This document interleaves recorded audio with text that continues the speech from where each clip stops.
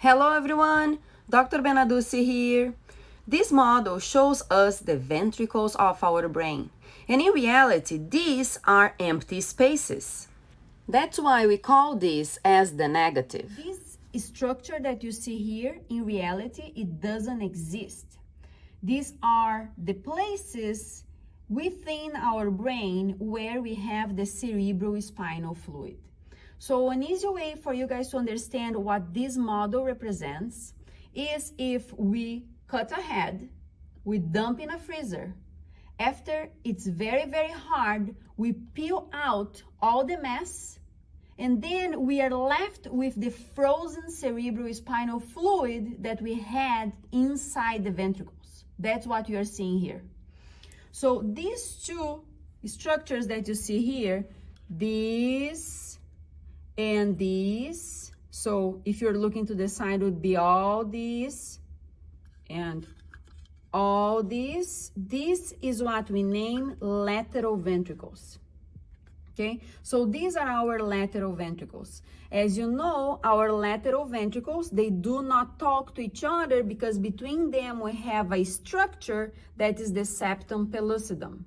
But remember, this is the negative. These are empty spaces, so we don't see the structure that we would have here, that is the septum pellucidum, that separates the two lateral ventricles. Now, the lateral ventricles, they do not talk to each other, but they both talk to the third ventricle. So all this is the third ventricle. All that I'm holding here with putting my thumb on top is the third ventricle, okay? So all this is the third ventricle.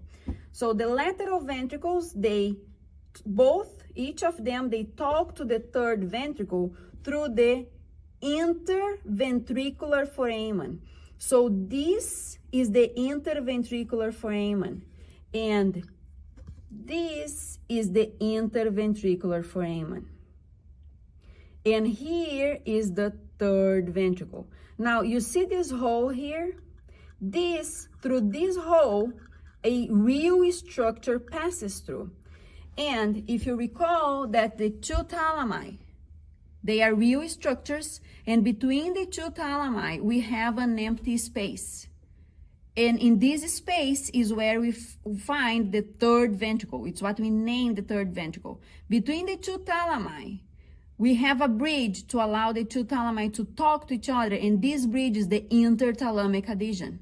So if you are seeing here the third ventricle with a hole, that hole in reality is the interthalamic adhesion that communicates the two thalami that would be one in each side of the third ventricle. So here you have the third ventricle, and this is the interthalamic adhesion. Now, after the third ventricle, we have, looking posteriorly, you can see better, here we have what communicates the third ventricle with the fourth ventricle, and this is the aqueduct of the midbrain, also named cerebral aqueduct. So all this is the aqueduct of midbrain, and consequently, this is the fourth ventricle. All this pinkish thing you see in all the ventricles, and also here in the lateral ventricles, all the ventricles have this pinkish, and that's a vascularized membrane that produces the cerebrospinal fluid. The name of this is choroid plexus. So all this pinkish that you see here is the choroid plexus.